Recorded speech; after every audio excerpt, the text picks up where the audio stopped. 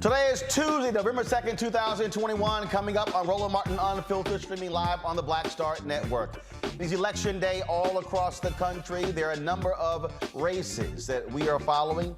Virginia governor's race, also the mayoral race in New York, governor's race in New Jersey, mayoral races in Atlanta, Buffalo, Rochester, Minneapolis. They're pushing to create a Department of Public Safety, a new public health approach to safety. Also, of course, reparations on the ballot in Detroit. So we'll tell you all about that. Reverend Dr. William J. Barber is joining us with his weekly segment. Today it's all about voting as activists continue to demand the swift passage of the For the People Act and the John Lewis Voting Rights Advancement Act, as well as the Freedom to Vote Act. Also, an update on Reverend Jesse Jackson Sr.'s condition after he was hospitalized for a fall yesterday on the campus of Howard University. Now, critical race theory, all of this stuff is going on and blah, blah, blah, blah, blah. You got all these white Republicans running their mouths. Well, we'll be joined by a journalist who is calling these the radical capitalists behind the critical race theory Furor, really breaking down, folks, really what's driving this. President Biden announces his vision to tackle the climate crisis. We'll take a look at his plan to reduce methane emissions 30% for the year 2030. And an Alabama judge is no longer on the bench after asking a black man if he was a drug dealer when one of his staffers purchased a new car. And to commemorate the new Black Wall Street, the largest black-owned bank, One United, debuts its Greenwood Debit card. The owner of the bank will tell us how the card is rooted in his family's legacy. It is time to bring the funk on Roland Martin Unfiltered right here on the Black Star Network. Let's go. He's got it. Whatever the miss, he's on it. Whatever it is, he's got the scoop, the fact, the find. And when it breaks, he's right on time and it's rolling. Best believe he's knowing.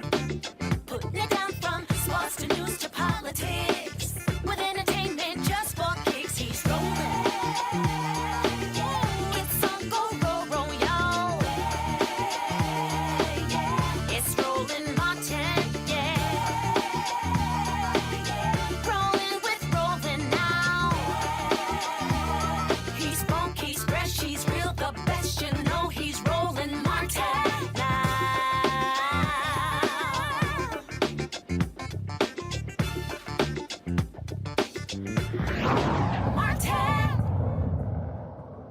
Today is election day all across the country. We tell you all the time how these elections take place, not just, of course, presidential races, congressional races, but also local and statewide races. That is the case. 35 states are voting for various governors, mayors, and as well as various new laws. Polls will begin to close in about an hour. There are several key races that we're watching. In Virginia, there's a heated race there for the governor's mansion where Glenn Youngkin, of course, who is a Donald Trump acolyte, he is running against former Governor Terry McAuliffe.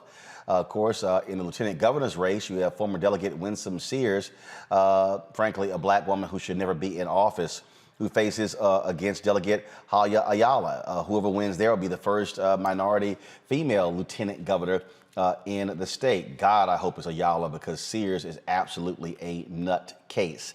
In Georgia, all eyes are on Atlanta, as the pressing question remains, who is going to be the next mayor? Will the city see its first white mayor in more than 40 years? Poll after poll shows former Mayor Kasim Reed and City Council President Felicia Moore locked in a tight race for the two top spots.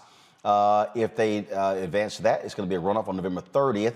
Some polls show City Councilman Andre Dickens, one of Reed's most outspoken critics, gaining momentum.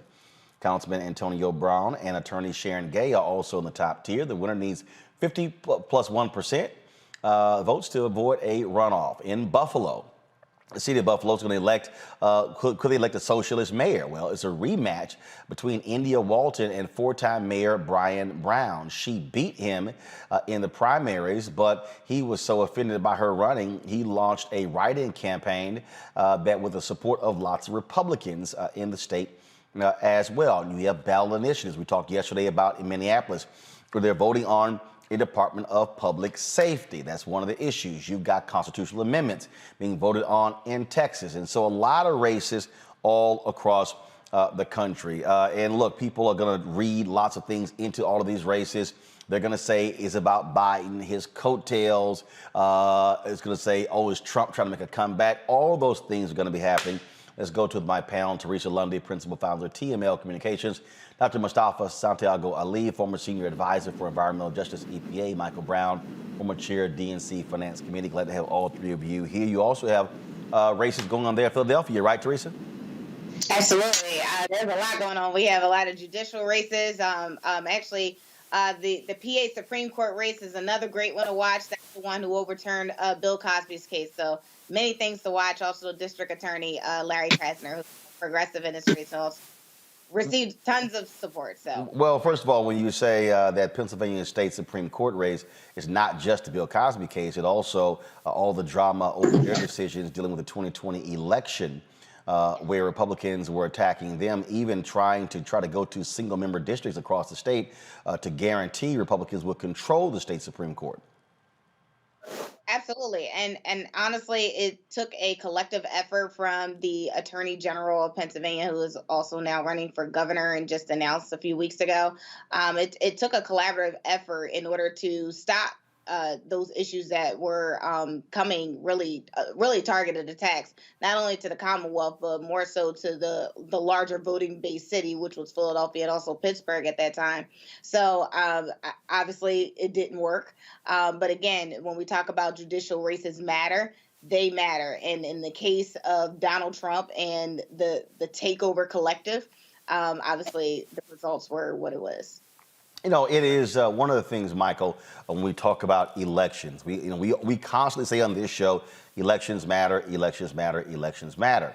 And so much attention, obviously, is on presidential races. That's where all the cable news, the broadcast news outlets. But the reality is more people are impacted by what happens with city councils, DAs, judges, than really what happens in Washington. Absolutely. I mean, those local races, I guess the down ballot races, as some people call it, are extremely important. That really impacts folks' everyday lives. I mean, you know, it impacts your school if there's a school board race. It impacts whether your hospital will get more funding or whether the roads will have potholes in them. It's really the everyday things that people count on in their neighborhoods and in their cities and towns.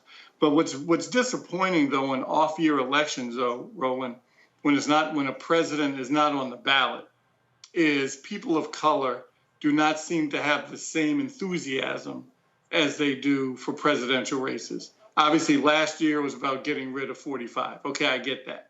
But this is also, these races in Virginia and New Jersey and around the country are also important. And we need to stay mobilized. Like this race in Virginia right now is already a wider electorate than in 2020. So it's disappointing. We have to step up to vote all the time, not just during presidential races. Well, the thing, Mustafa, that when we talk about the point that Michael just made there, that's also a reflection upon state parties, upon candidates, having a plan of action to actually reach those voters.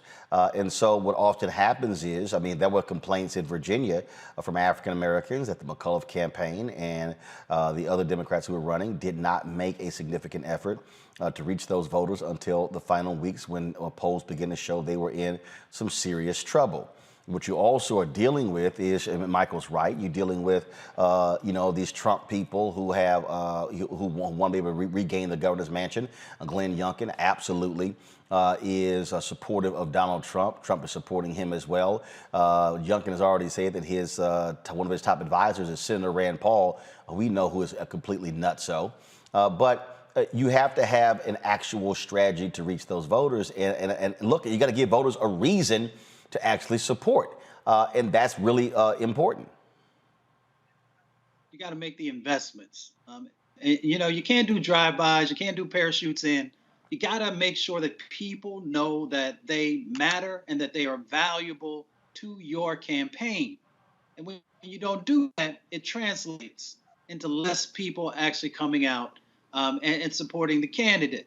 And it's critically important in this moment because we're literally going to have hundreds of billions of dollars that are going to flow to the states, the counties, and local governments that we have the right people who are in office. So if you're thinking strategically, you should have made those investments early on. And now we also have to realize in our communities that we have power, that we have the opportunity to really flex. And through that flexing, we can make sure that we are garnering the resources to make real change inside of our communities. So that's why this vote is so critically important, even in this off-year election. And to that particular point there, investment, Teresa, look, I mean, we can say this ad nauseum every time there's an election cycle. And this is real simple. If you're a Democrat and you desperately need black votes, you make the investment. If you don't, you're likely going to lose. And then when you lose, I mean, look, if Terry McAuliffe loses in Virginia, don't come talk to black people. Deal with your own campaign. What was the level of investment that you put in? Resources. If you're in Phil Murphy, if you lose there, what did you do when it came to policies, providing contracts, things along those lines to African Americans? I participated in several town halls where black people there have said he's not done enough. I mean, we can go on and on and on with this. It amazes me when this happens over and over, and we just keep repeating ourselves. And I'm gonna say it right now: if you're the Democratic Party, and you know you need black voters, you've got Senate races next year: Wisconsin, Florida, North Carolina, Ohio, Pennsylvania. Show me the money. Absolutely. I mean, part of it is making sure the staffing reflects the communities that you want to serve. And so I've actually been making a diligent approach here in the Commonwealth because we do have U.S. Senate races that are coming up. The governor's race. We have also lieutenant governor's race and the attorney general's race. And I am looking at the landscape of their staff. I think sometimes the staff is kind of hidden behind closed doors. But I've been making a crucial effort to some of these media platforms. Like, we want to see what the staff looks like, because part of it is when we start allocating some of those resources and talking about policies that determine what Black and brown communities actually receive, it needs to be reflective in the campaign. And I think that's an early start. I think that's something early that every campaign can do. And I also think it's a track record of every individual who is running for a higher public office is to look at the makeup of their administration prior to them running. did you just make the difference early on, or did you make it when it was necessary in the beginning? And I think if we again start seeing those resources, and also seeing what those policies come out, maybe then we can start really getting some policy that actually matters. Michael, I think also it goes. Staffing is important, but it also goes beyond staffing, and that is, and let's just be real clear, okay? Look, you were on the DNC Finance Committee, and I'm gonna go ahead and say it, and I don't really care. On all of these campaigns, white folks control the money. They control the money. And when you start talking about media dollars, they go out and they hire basically white ad agencies, and they control the money. And when they control the money, and again, for people who don't understand the system, those agencies, how do they get paid? Media buys. That's why they love TV, because they want to spend all the money on television. They don't get their 15% cut when a lot of the money is being spent on grassroots, door knocking, door to door, with organizations. They don't, because they think, no, just dump it all in television. And so that's what you're also dealing with. You're dealing with this system where you have white folks who are in charge of the money. And what they want is, they want black people and Latino folks to volunteer for campaigns. To Teresa's point, most of your paid staff are going to be white. You have very few black political consultants who are running campaigns, and if they add someone, oh, they're a senior advisor. Yeah, but do you have any decision-making authority as a senior advisor? And so that all goes into literally how campaigns are actually run, how they are structured. Roland, you laid it out. You're exactly right. And leadership has a lot to do with it. And, Chairman Jamie Harrison has to really put his foot down with the local, state, and county chairs. I mean, obviously, he has to set the example here in Washington with his staff and his contractors. So then when he goes to the state party chairs and the county party chairs, he can say, look, this is what we're doing on the national side. I need you to do the same thing locally. We want everyone at the table to feel buy-in, and more importantly, to get a piece of that economic pie. And frankly, when my father was chair of the party, he actually laid out that roadmap. It should actually be in the office. He shouldn't need to figure out how to No. We got to be honest. Okay, the roadmap that your father developed, that was born out of Reverend Jackson's campaign in 1988 and 84, with the help of Dr. Ron Walters, was obliterated by President Obama. Now, let me be real clear for everybody. People out there like, oh my God, you're blaming Obama. No, let me be real clear so you understand exactly what happened. Obama didn't need the black plan because he was black. And the problem is, he allowed the DNC to move forward with that same strategy where they're like, we need to make these level of investments. What people don't understand, the people who are watching, I need y'all to understand, there was a clearly defined strategy that lasted 20 years from 1988 to 2008 that required staffing, investment, all of those different things. Obama comes in, he obliterates the actual plan because people supported him because of who he was. Well, the problem is, I kept telling people, he only gonna be there 8 years, y'all.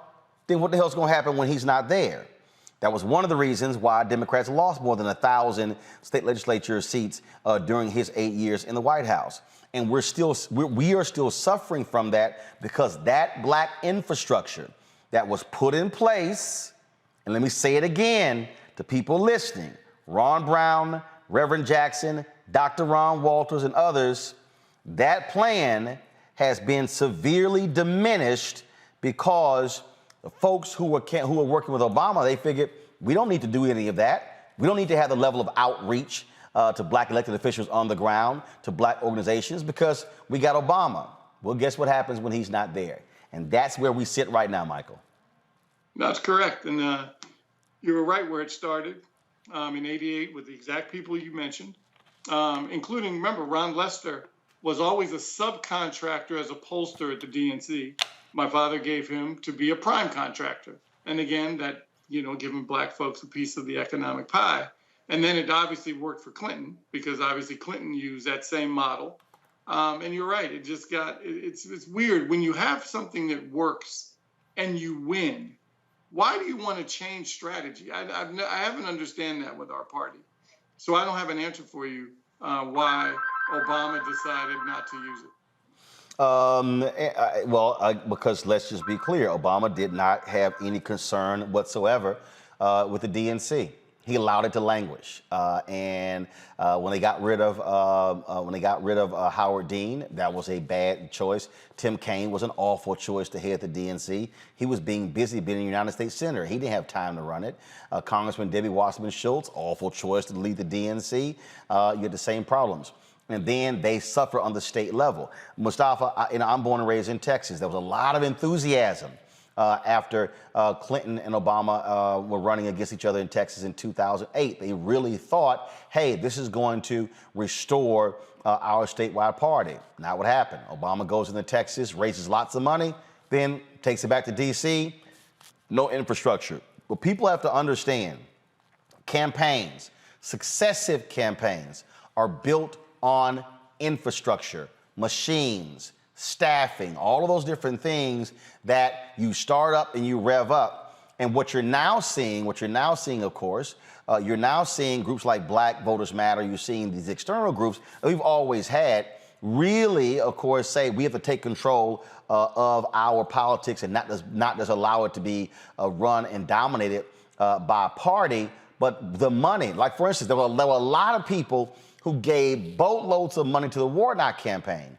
There were people who were saying, hey, don't send the money to the Warnock campaign, send the money to Black Voters Matter, because that money is going to go directly to the ground, because if you send it to the campaign, those white ad agencies are going to be in control of more money just to throw at TV. Yeah, you have to build the infrastructure both internally and externally. And we know all the amazing work that's been happening externally, even with a significantly less money that's been in that space. But we should just also call out the fact you can no longer treat Black communities like they're a thought.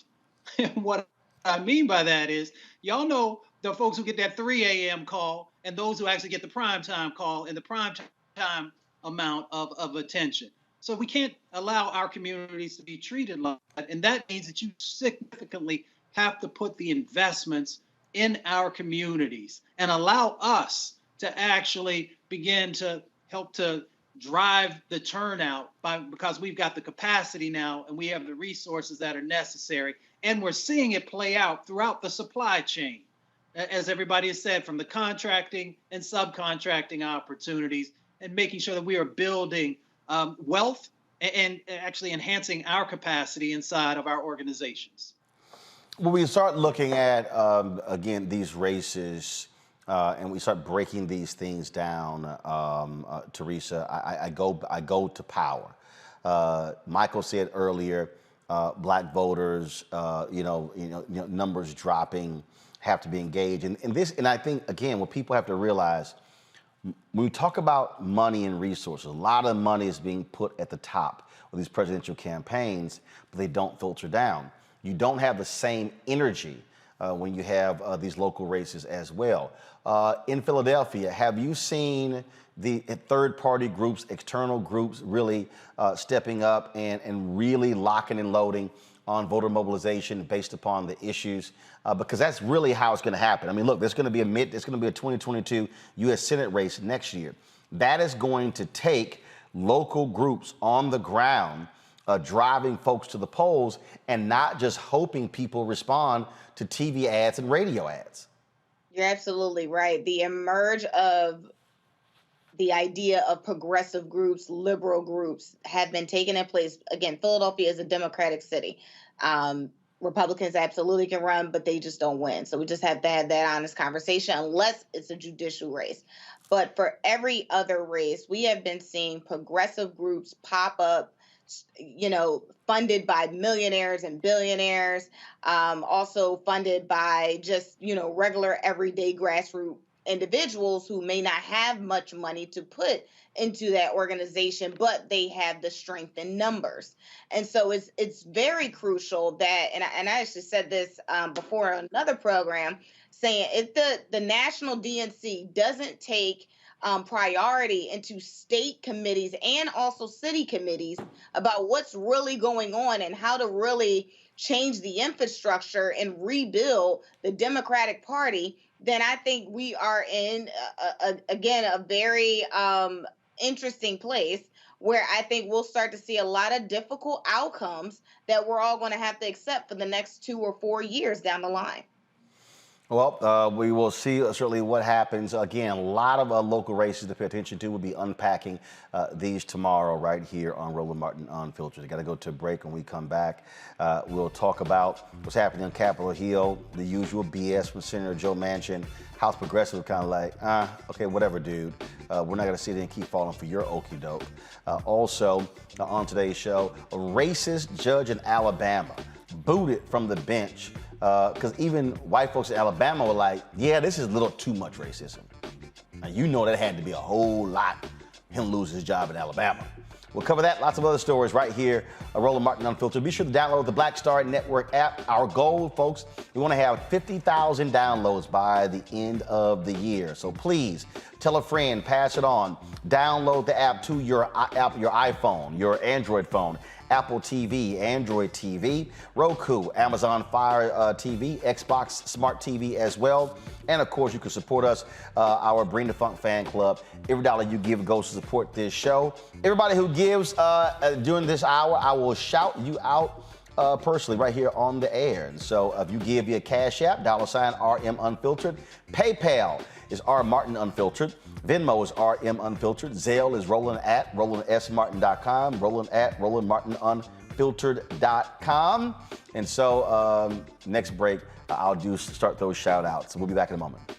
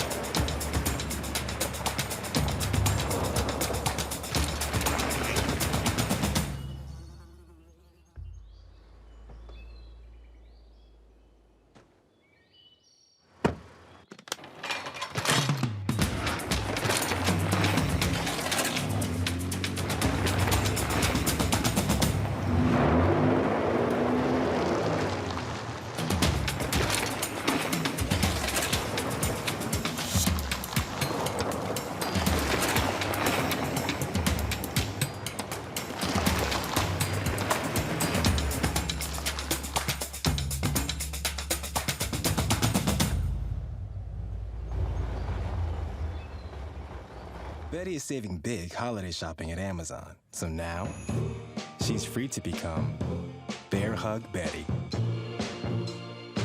Settle in, kids. You'll be there a while. Ooh, where you going?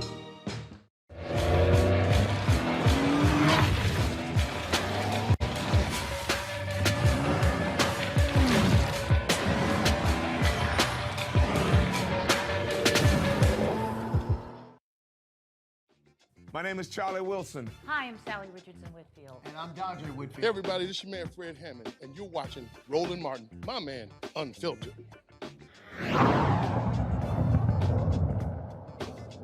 All right, folks, the protests at Howard University continue, where the students there have taken over the Blackburn Student Center.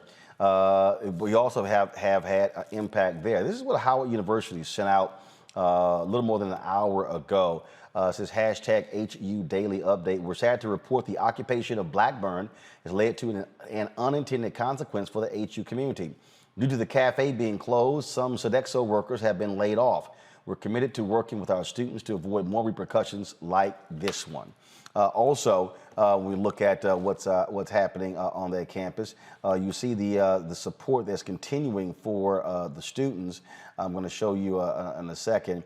Elizabeth Warren actually sent out a tweet supporting the students in what they are doing. But she took aim at the company that is involved with handling the dorms there. And so this is what she tweeted. For 22 days now, Howard U students have been protesting subpar private equity managed campus housing. Corvius is responsible for these conditions, and it's another example of why we need private equity reform. I stand in solidarity with the students. One of the folks standing in solidarity with the students is Reverend Jesse Jackson Sr. Of course, he has been released from the hospital after falling yesterday. They held him overnight for observation. And the 80-year-old is doing just fine. His daughter, Santita, posted this tweet. Family, he's resting comfortably and doing well. We thank you for your prayers. Fighting for you is what he'll always do. His goal is to ensure the well-being of Howard U students. # mission accomplished. This was a video that was posted on Twitter of Reverend Jackson with the hospital workers at Howard University Hospital. I want to first my thanks to the doctors and nurses at Howard University Hospital for giving me best of service. Yesterday, while walking after a 3-hour marathon, said the president of Howard University had a fall. One of the tendencies when you have Parkinson's is it affects your speech and your stability. So I fell, and I came to the hospital really more for a checkup than anything else. And so they did thorough investigation of all of my parts. I want to thank them again. Thank you, guys. Thank you. Thank you. I'm anxious to get back to work now. I want to get back to meet with the president of the university and meet with the students to work on reconciling the differences. I think that we were very close yesterday, and there are some outstanding points. We agreed that students who are protesting in righteousness and for the right reasons should not be expelled from school. We agreed, in addition to that, that the students who are protesting should be students. Somebody verified that they were students, not have anybody interloping into the situation. Also agreed in a real sense that we would have another function. A commission. Yeah, there will be a commission because the names and the dates and addresses are very delicate. There will be a commission to handle that situation. The president also agreed to go to 4 or 5 dormitories with a group of students, to inspect 12 dormitories to see if there were any other things that were out of order. I thought the president had a good spirit yesterday. The students had a good spirit. I'd like to finish that process because I think Howard University is the maximum opportunity. It's the top of the hill, not the hill, it's the top of the hill. Thank you. Thank you. All right, that video was posted by Mark Thompson. We appreciate that. And Reverend Jackson literally went right back to Howard University, involved in those negotiations with university officials. One of the folks who also has been speaking on this issue is Reverend Dr. William Barber. Sunday, he preached at Rankin Chapel. He joins us right now on Roland Martin Unfiltered. Reverend Barber, how you doing? I'm doing well, brother. I hope you are, and thank you for everything, Roland. We appreciate all you do, and so glad to hear Reverend Jackson. I was back in North Carolina when I heard about his fall and immediately contacted people, and I'm just glad that he's back and that he as an elder is working with those students, and they're welcoming that. You know, it's a powerful scene of community. You know, it's very interesting, Reverend Barber, you look at what's happening, not just with this issue, but you look at what's happening all across the country here when you look at these elections that are going on, and why activism still matters, why protest still matters, why making sure your voice is heard still matters. And that has a direct bearing on all of these elections. When you are speaking to issues, that's what turns out voters. You're exactly right, Roland. And when you don't speak to issues, it turns off voters. You know, one of the things I talked to the students about the other day, after the sermon, I was there at my scheduled time to preach, and they requested that we come over and pray with them and talk to them. But we also, Roland, talked about how their consciousness about the wrong that's going on the campus is also leading them to a deeper consciousness about housing in the country. You know, we have over 500,000 people who are experiencing homelessness. We have, 41% of those, by the way, are black. And somewhere in the neighborhood of 7.4 million people are on the brink of some form of homelessness if they just have one or two things go wrong. And people want to hear those issues. It's amazing to me, Roland, how sometimes our Democratic brothers and sisters run from what's actually polling popular. You know, I watched the other morning when McConnell opened the Senate. You know, he had the nerve to talk about a 30-year-old whose rent has gone up the last 3 years. He talked about a guy whose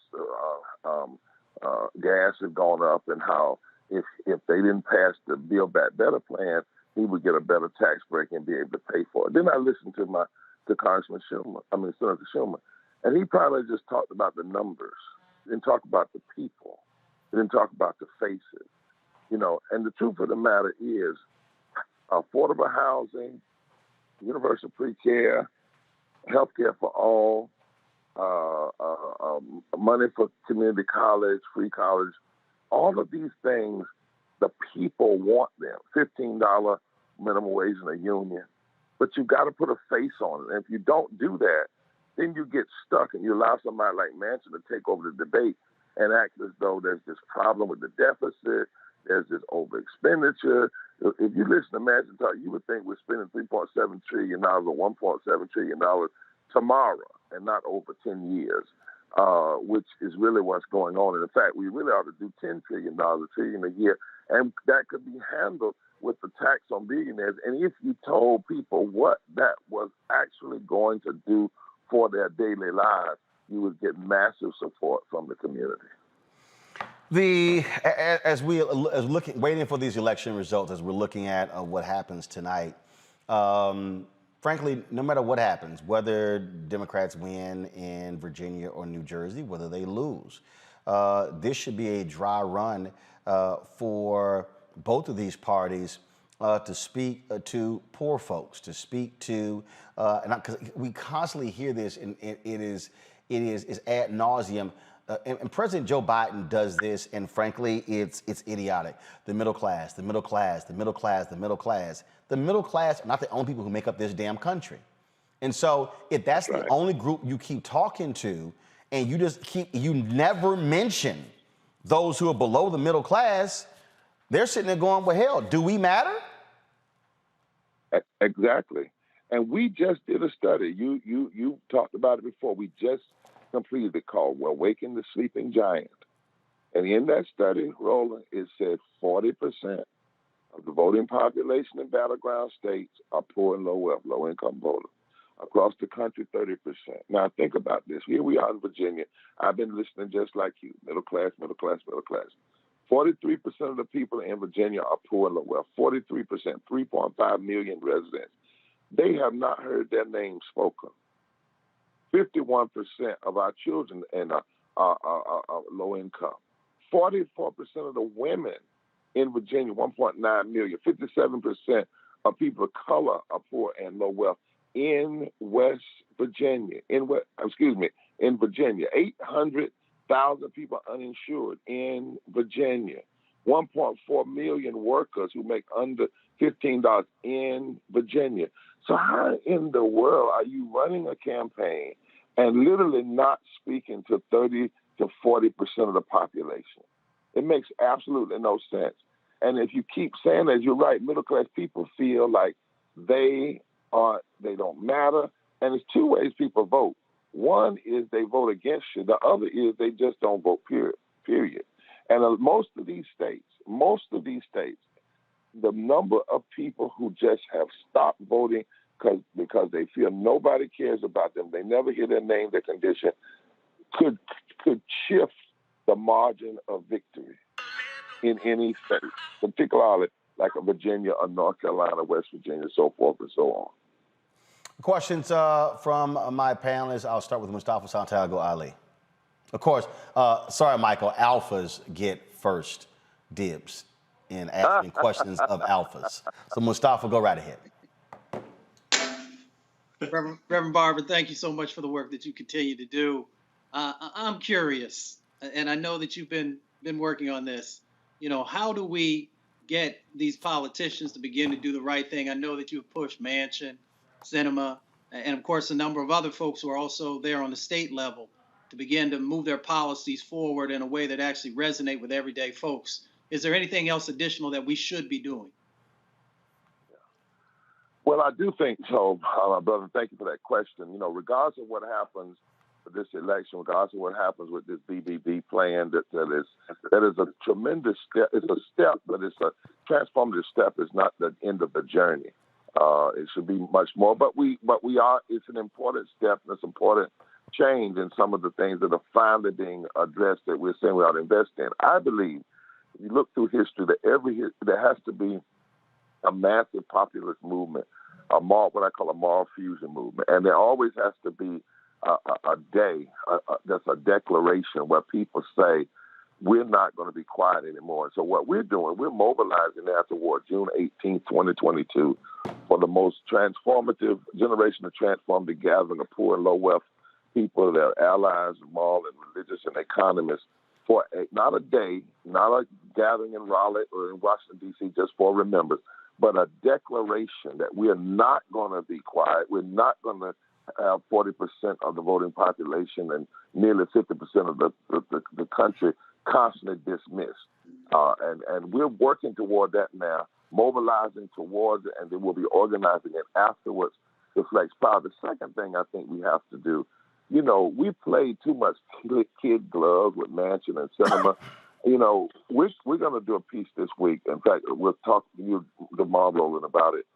Why hasn't anybody just come out and said, Manchin, your policies and your blocking the Build Back Better plan is in fact a form of systemic racism and a form of systemic classism, and then showed the numbers. Everything Manchin has blocked since February of this year has had a disparate impact on black people. When he blocked $15 a union, he blocked 41% of black people from coming out of poverty and lower. That's racism.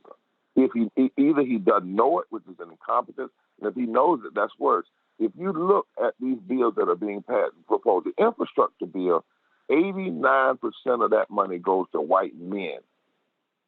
If you look at the investment in people, whether it's the child care, whether it's the child tax credit, whether it's the earned income tax credit, whether it's the money for affordable housing, that's where you have disparity.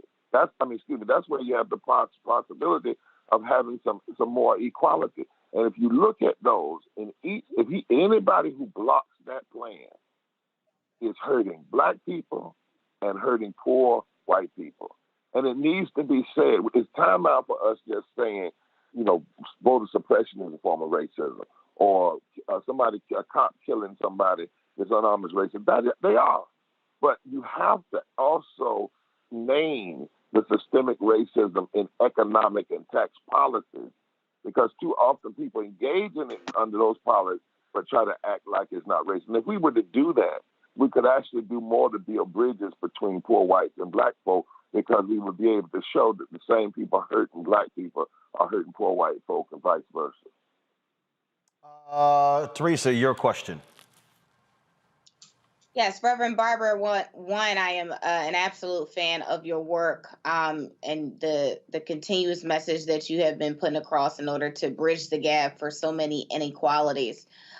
What can everyday people go or do, but more so go? I'm looking for more so like websites, social media that we can actually reach out and also engage in some of your efforts. If you would go to breachrepairs.org, www.breachrepairs.org, and sign up for the newsletters and sign up for the tweets and pull all of our studies down. You know, I'm glad you asked that question, because we've tried to be more than just a bumper sticker movement and a bumper sticker, phraseology. We actually have empirical data that informs our organizing. We have a study called The Souls of the Poor Folk, the state of poverty since the Poor People's Campaign. We have another study entitled Unleashing the Power of Poor and Low Wealth Voters. We just did one called Waking the Sleeping Giant. We've done one called Moral Economics is Good Economics. We did it with the Economic Policy Institute. We also have a piece there called The Third Reconstruction, Ending Poverty and Low Wealth from the Bottom Up.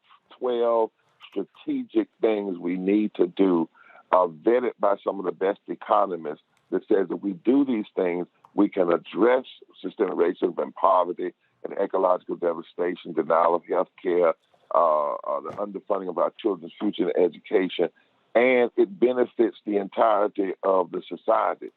These things are not just pipe dreams. The truth of the matter, when I was in Rome, I was with two Nobel Peace Laureates, economists, and at Vatican. And three things were said that we have to say over and over again. And you go to that website, you can also click there and go to the Poor People's Campaign website. But the three things were said. Number one, the claim of scarcity is a lie. The claim of scarcity is a lie. Number two, the claim that we don't know how to address the issues of poverty and low wealth, which impacts 60.9% of Black people. 60.9% of Black people are poor and low wealth. We have the ideas. What we don't have is is consciousness. The scarcity is in the consciousness of this country, and that's only going to be changed by mass movement. So we want people to go there, read up, and then join up so that we can continue to mobilize in this country. Well, I'm gonna allow Michael Brown to ask a question. We all feel sorry for we feel sorry for all Omegas. So, Michael, go ahead and ask this great alpha man a question. I'm sure Reverend Barber does not feel the way you feel about Omegas. Yes, he does.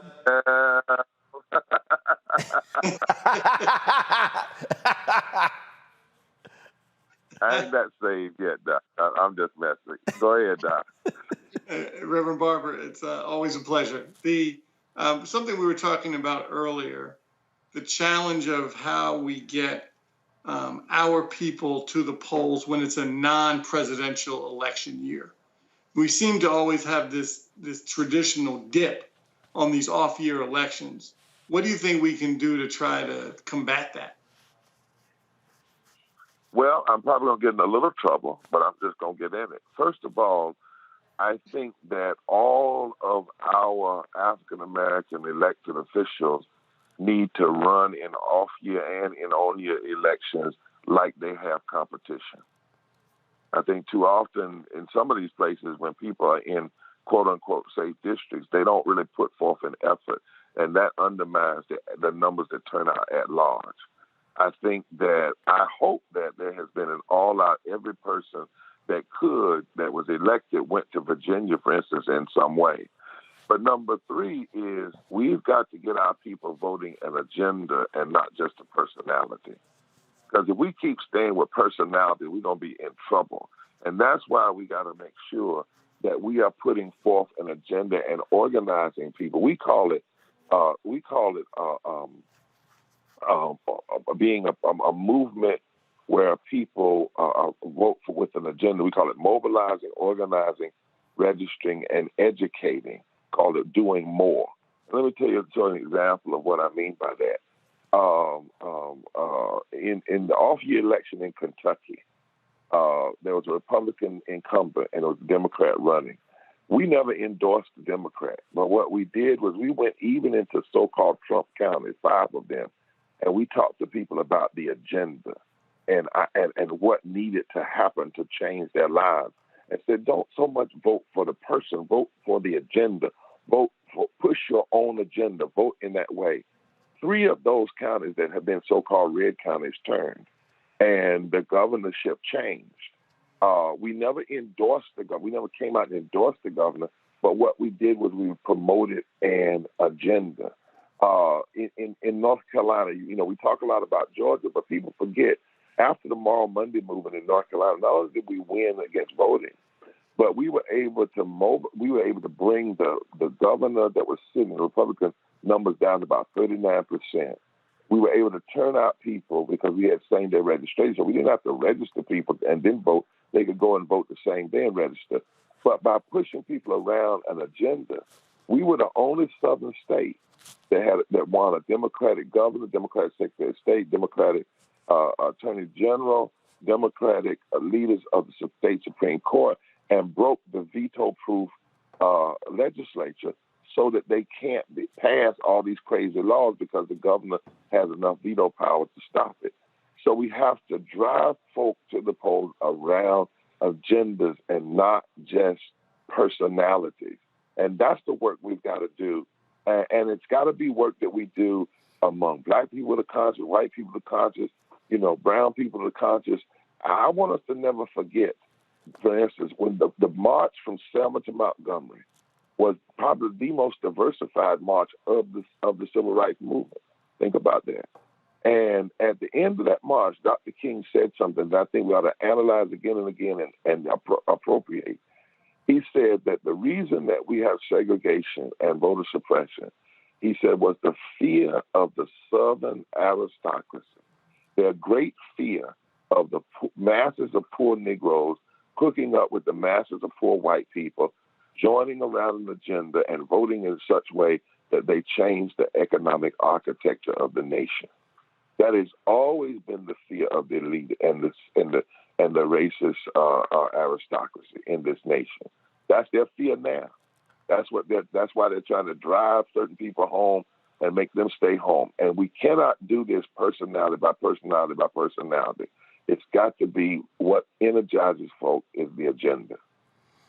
All right. Reverend Barber, you mentioned the upcoming event y'all are having. What's that again? Well, we're going to, let me just say, we're going to be back in West Virginia on Monday. And we're going to take a group of economists, including Jeffrey Sachs, renowned economist. He came back most and said, look, I want to go to West Virginia and tell these folks how they're being used. And he wants to go right at this foolishness that Manchin has been talking about he needs stuff, what he scored and about the deficit. And so we're actually going there. And then I got something I want to tell you a little later, Roland, but I've had about over 100 West Virginians say, they're sick of this and they want to come back to D.C. So we're working together on that. And then on Thursday night, you can tune in online, the Poor People's Campaign, the Institute for Policy Study, and the Economic Policy Institute. We're doing a piece called What's in It, What's Not in It, and Where Do We Go From Here? It is a full analysis of this BBB bill, disaggregated by race and geography, so that people can really understand what's in it, what's not in it, and where do we go from here. Thursday at 8 o'clock, you can go to our website and tune in. Well, it sounds like you need to have a whole bunch of people in mainstream media watch that, because they spent too much time focused on the process and the number and not what's actually in the plan. That's and Roland, except for you and a few others, that's the media's fault. The same thing they did with Trump when they allowed him to come on and have all this airtime and never checked him and built him up. It's the same thing now. They talk about this plan. They're not talking about who it impacts. They're not talking about what's in it, and they're not allowing this question to be asked. It's not what does it cost if we do it. The real question is what does it cost if we don't do it. Oh, and by the way, I'm leaving tomorrow, going to Brunswick, Georgia, with the March family there, and Barbara Alwan, and Wednesday and Thursday, because we can't let that case either just kind of slip off the radar screen. That was a stalking, a killing, and a hunting, and there must be serious consequences to what happened. All right, then. Reverend Dr. William J. Barber, we appreciate it. Thanks a lot. God bless. Take care, man. Yes, sir. Thanks a bunch. All right, folks, got to go to a break. We come back more Roland Martin Unfiltered right here on the Black Star Network. Let me give a shout out here real quick to Talton Hall. Thank you for your contribution. Also, Tommy Williams, thanks a lot. Jacqueline Crowder, Yanantin Desta, Brandon, Antonio, Norminke Holmes, Joanna Moore, Joel Clark, Shirley Williams. Thank you so very much. Let's see, am I missing anyone? No, that's it. So if you want a personal shout out supporting our Bring the Funk fan club, just hit us up, Cash App, $RM Unfiltered. Of course, PayPal is R Martin Unfiltered. Venmo is RM Unfiltered. Then again, Cash App, $RM Unfiltered. PayPal, R Martin Unfiltered. Venmo is RM Unfiltered. Zelle, Roland at RolandSMartin.com. Folks, going to a break, and certainly want to thank Nissan, Buick, and Amazon for being partners with us here at Roland Martin Unfiltered and the Black Star Network. Back in a moment. Oh, that spin class was brutal. Well, you can try using the Buick's massaging seat. Oh, yeah, that's nice. Can I use Apple CarPlay to put some music on? Sure, it's wireless. Pick something we all like. Okay, hold on. What's your Buick's Wi-Fi password? Buick Envision 2021. Oh, you should pick something stronger. That's really predictable. That's a really tight spot. Don't worry, I used to hate parallel parking. Me too. Hey. Really outdid yourself. Yes, we did. The all-new Buick Envision, an SUV built around you, all of you. Once upon a time, there lived a princess with really long hair who was waiting for a prince to come save her. But really, who has time for that? Let's go. Feeling myself. I'm feeling She ordered herself a ladder with Prime one-day delivery, and she was out of there. I want some hood girls looking back at it and a good girl in my tax bracket. Now, her hairdressing empire is killing it. And the prince, well, who cares? Prime changed everything. But I'm back at it and I'm feeling myself. Hi, I'm BB Winans. Hey, I'm Donnie Simpson. What's up? I'm Lance Gross, and you're watching Roland Martin Unfiltered. All right, folks, y'all have seen all of this stuff by critical race theory. You've seen right-wingers out here lying, just making stuff up. You got people showing up at school board meetings acting a damn fool. But just so you understand how crazy this whole thing is, you have to understand when folk are constantly hit with lies and how they can't even tell you what the hell critical race theory is. So watch this video. The folks with the good liars did this video talking to a man in Virginia, okay, who says CRT is the most important issue until he's asked, what is it? Okay, watch. What's the most important issue in the governor's race here in Virginia? Getting back to the basics of teaching children, not teaching them critical race theory. And what is critical race theory? Well, I'm not going to get into the specifics of it because I don't understand it that much, but it's something that what little bit that I know I don't care for. And what have you heard that you don't, well, that you don't like? I'm not going to, I don't have that much knowledge on it, but It's something that that I don't care for. What's the most important issue in the governor's race here in Virginia? Wow.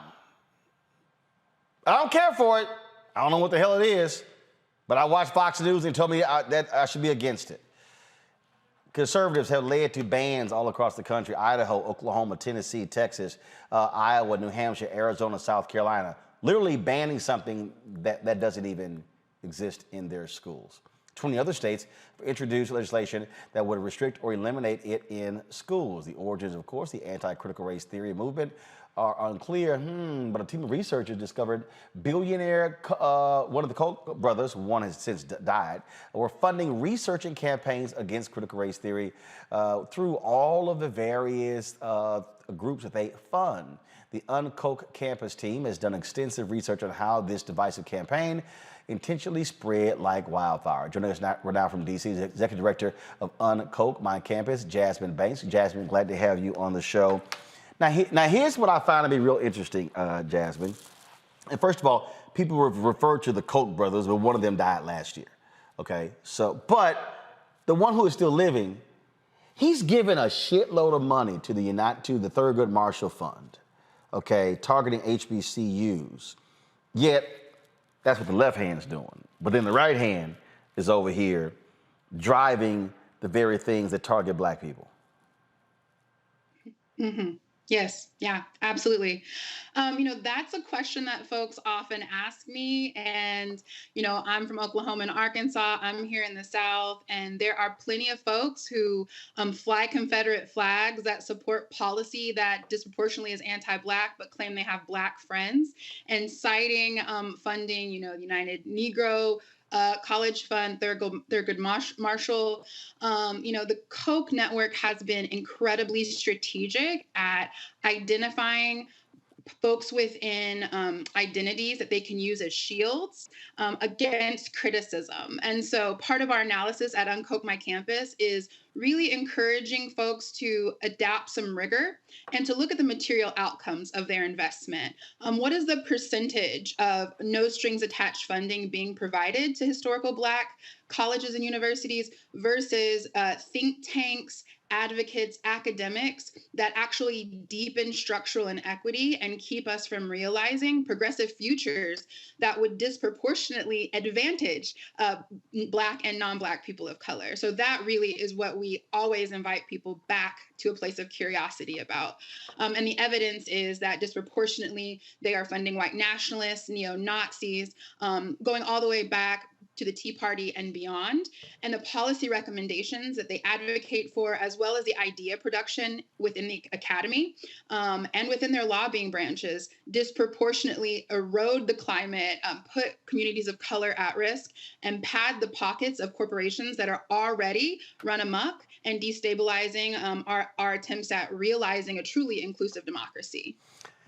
See, the mistake I believe the media made here, Jasmine, is that they always fall for the okie doke, where some BS is created by the right, and then they call mainstream media out, and then they go, oh, we got to talk about it, which is exactly what they want to do.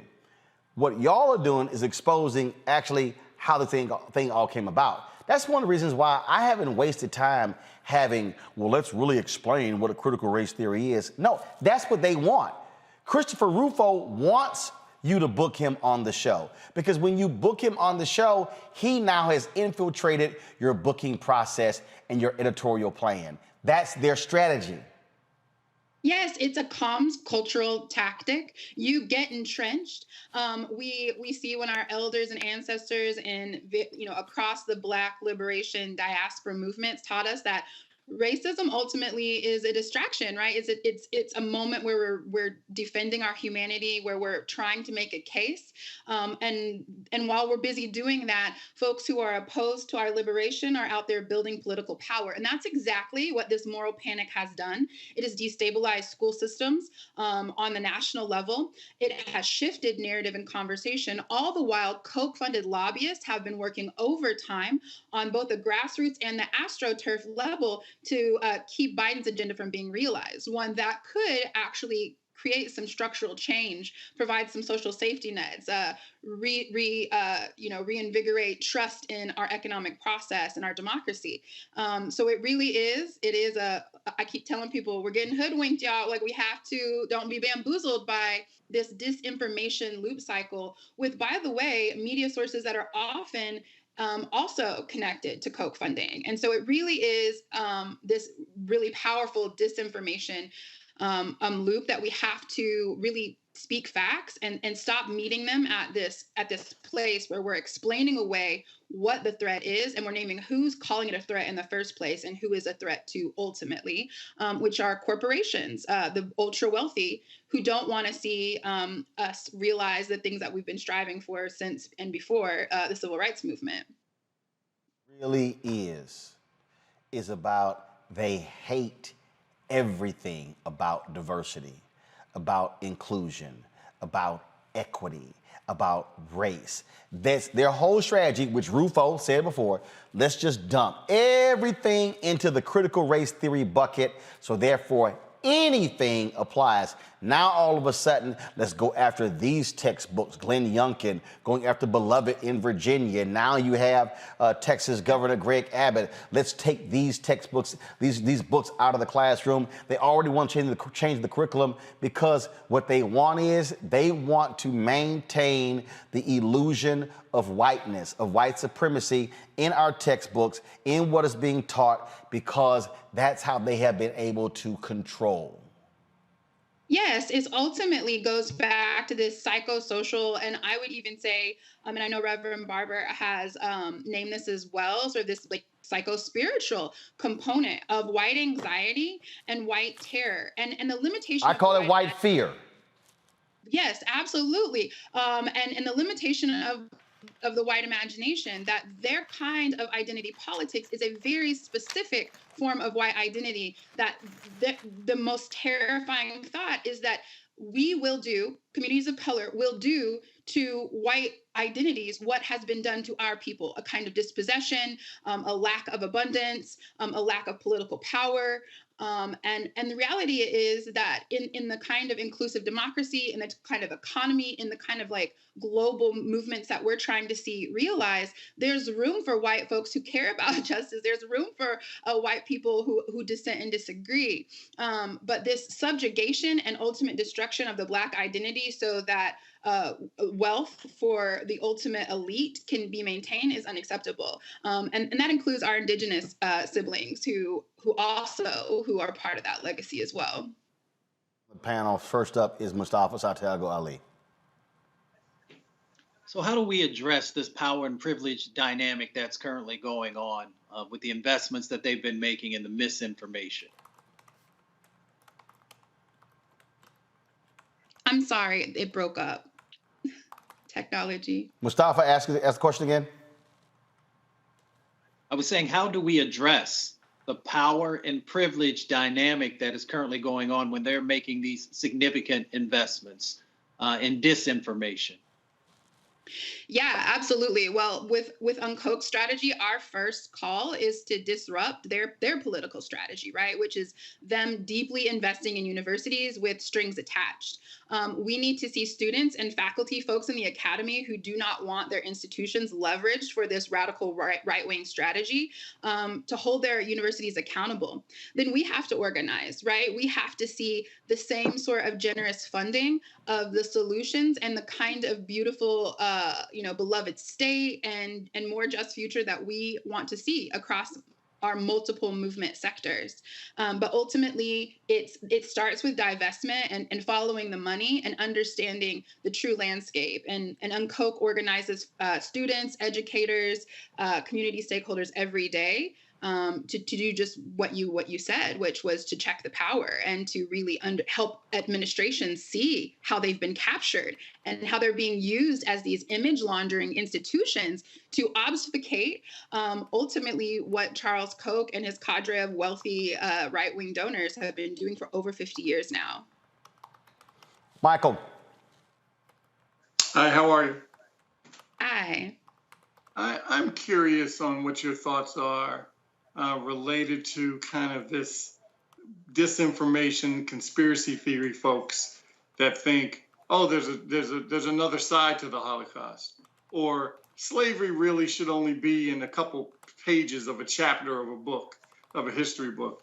We know it's relative, Roland mentioned earlier, it's kind of this white supremacy agenda, but how do you combat that? How do we combat those people that believe there's another side to the Holocaust, or the slavery really wasn't that bad? I mean, folks had jobs and they had a house. I mean, what's the problem?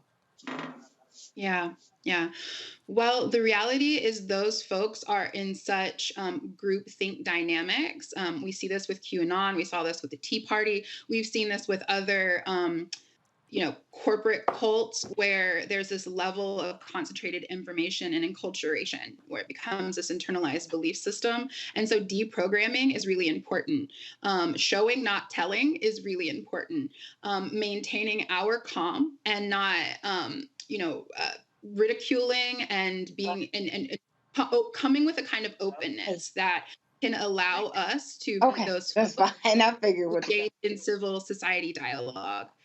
That's really, really important tactic in that space. That is a long game, though. If anyone has ever seen, folks who have been in these disinformation propaganda, like even, again, thinking about QAnon in this political moment, those folks need to be deprogrammed.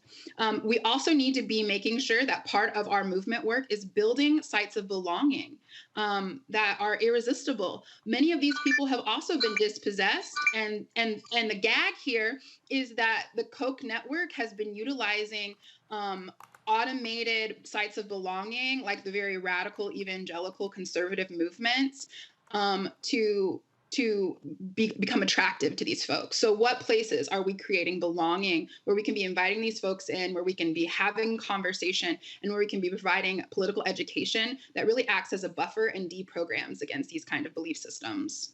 Teresa? One, thank you for the vision, actually putting this executive, by being the executive director of this organization, because believe me, I have seen my share of communications that has been coming from this organization. And believe me, as a communication professional, it's like I continuously have to explain the deprogramming of critical race theory, and not having people think that, oh, slavery really wasn't a big deal. It actually presented structure. I'm just like, whoa, buddy. So, what can we do? And I love asking these questions, especially with executive directors. What can we do in other cities and other states to ensure that we are also helping to put forward the same vision in other cities and states? Since you maybe don't have the capacity right now in terms of resources, but that's a whole nother issue we need to divulge in. But what can we do as the everyday person in order to help your efforts? Yeah, well, of course, we're like most Black-led organizations. We're tiny and underfunded, but folks are using our resources. So any people that you can send our way who want to volunteer or fund us or resource us, invite us into coalition spaces. We love talking to folks. We have brilliant students and educators who are doing brave work, who are being targeted every day by these sort of things. But in your own places and spaces, making sure that you're building out coalition and sharing our reports, sharing our toolkits, as well as just naming that this is an actual billionaire scheme to create disinformation, so no one holds them accountable for the wealth that they are amassing unchecked on the backs of Black, Indigenous folks, not just historically, but in this moment. And I think that motivates folks, right? Like the Koch network a couple of months ago had this groundbreaking story that Jane Mayer uncovered, where the For the People Act, they had done a market research themselves to see if the taxing billionaires and checking billionaires impact on our elections was favorable, and they found that it was favorable. So they were going to do the quote under the dome tactic to gut the For the People Act because our communities disproportionately wanted it. So unifying messages that speak to actually the people on the ground, we are more united than we've been in a very long time. It's a disinformation campaigns, and it's the moral panic, outrage of very few number of actors that are creating this dissension between our communities. So those are some ways that you can step up and support our work. All right then. Jasmine Banks, we appreciate it. Thanks a lot. Thank you. All right, folks, going to a break. We come back, we'll talk Black and Missing right here on Roland Martin Unfiltered. Also, President Joe Biden's climate plan, will it reduce emissions? That's next on Roland Martin Unfiltered on the Black Star Network.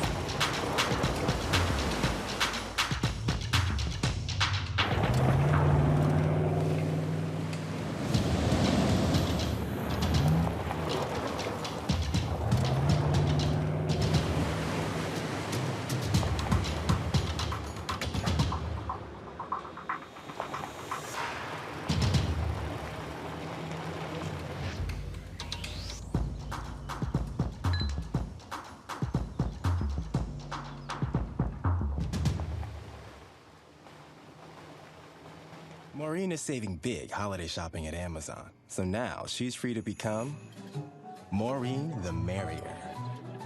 Food is her love language, and she really loves her grandson. Like, really loves.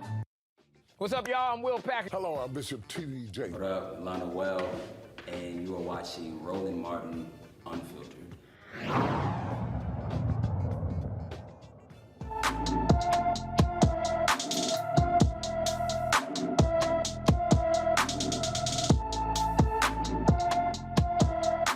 All right, folks. We talk about folks who are Black and missing. Typically, they are young folks, but that's not always the case. David Derrick Scott Sr. has been missing since September 1st. Again, September 1st. He's 5'9", 145 pounds, salt and pepper hair color, brown eyes, but again, missing from Washington, D.C. If you have any information, folks, about him, first of all, he's 61 years old, last seen last Wednesday again in D.C. If you have any information regarding him, call DC's Youth and Family Services Division, 202-576-6768, 202-576-6768. In the trial of the three men accused of murdering Ahmaud Arbery, the attorneys hope to begin opening arguments by Thursday. They only need to agree on 4 more potential jurors to get to their goal of 64 so they can begin the second phase of jury selection. Travis and Gregory McMichael, along with William Roddy Bryan, are charged with gunning down Arbery while he was jogging in a South Georgia neighborhood 2 years ago. Former Louisiana police officer faces a federal indictment for kicking an arrested man in the face and head, then lying about it.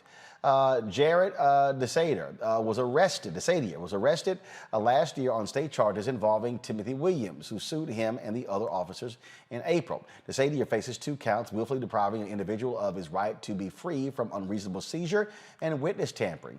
DeSadier faces up to 30 years in prison for both charges if he is convicted. Folks, Alabama lawyers are pushing to clear the names of Rosa Parks and Martin Luther King Jr. posthumously.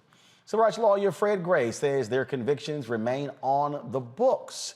He says an effort is possible to clear their names after another civil rights pioneer, Claudette Colvin, a former client of his, requested a judge to expunge her arrest and conviction records last week. Both Parks and King were arrested several times during the height of the civil rights movements.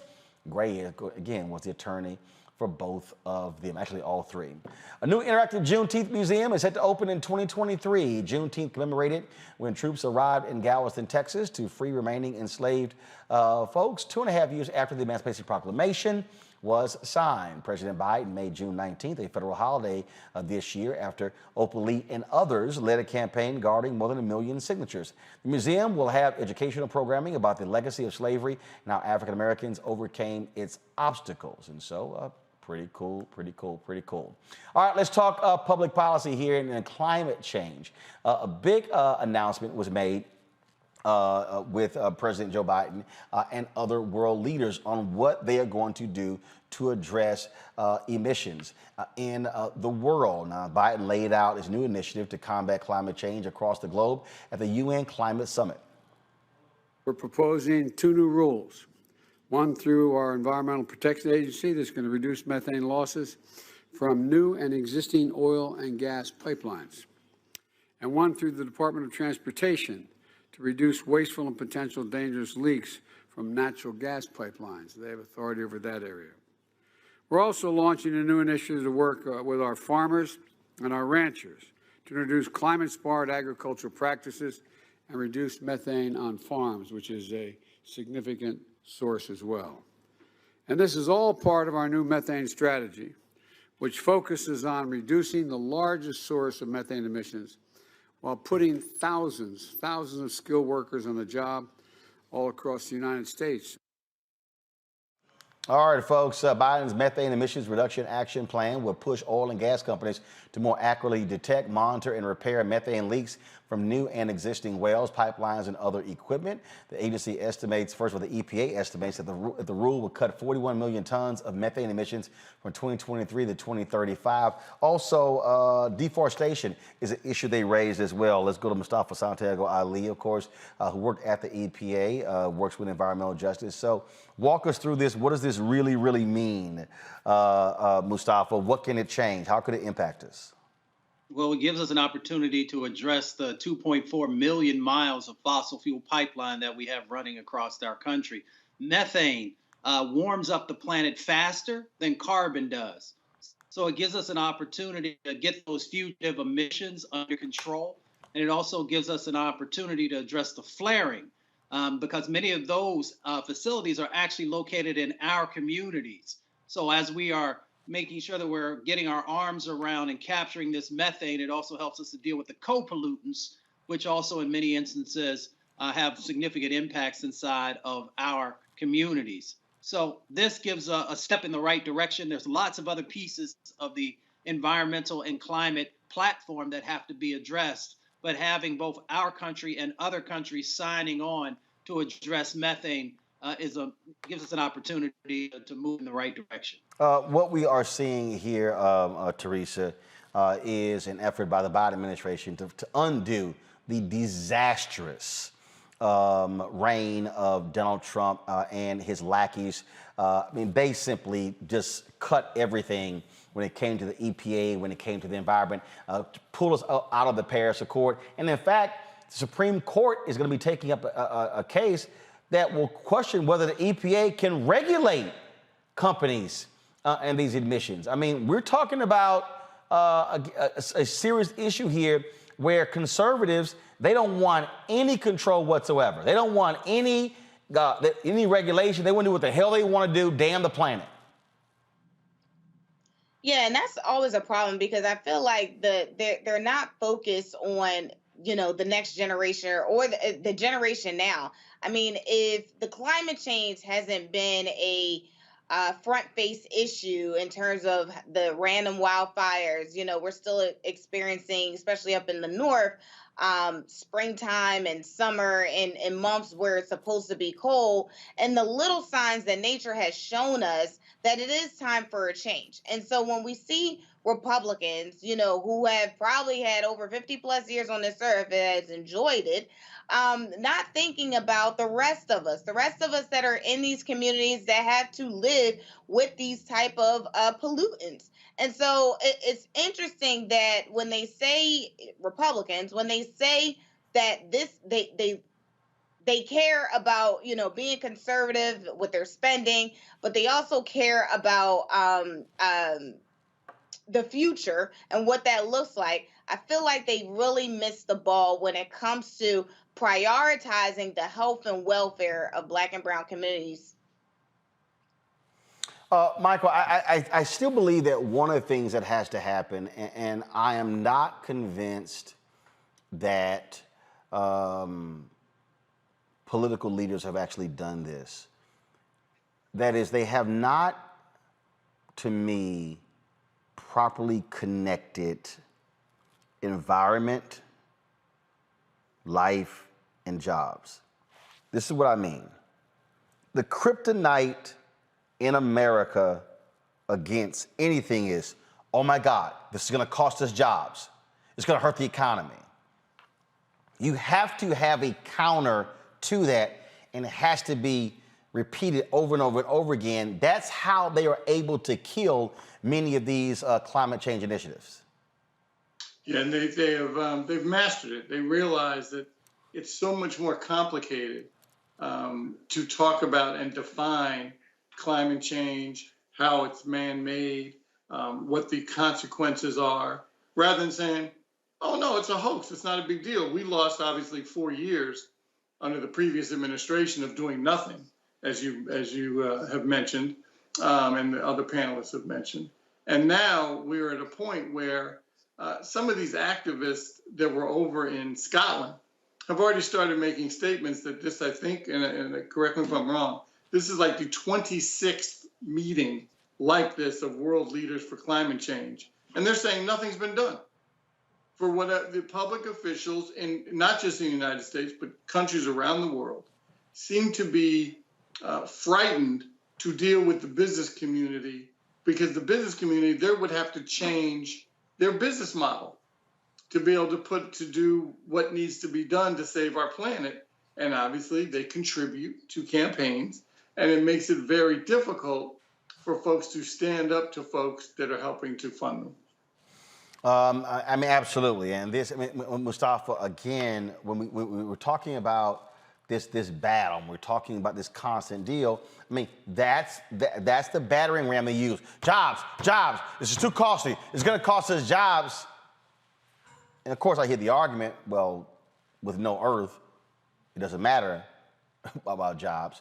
But there still has to be a way to connect to the minds and the hearts of the individual who are being impacted by climate change. And I just think that as somebody who knows climate change is real, it's still a matter of being able to message that to get somebody to go, oh, damn, Not see what you're talking about.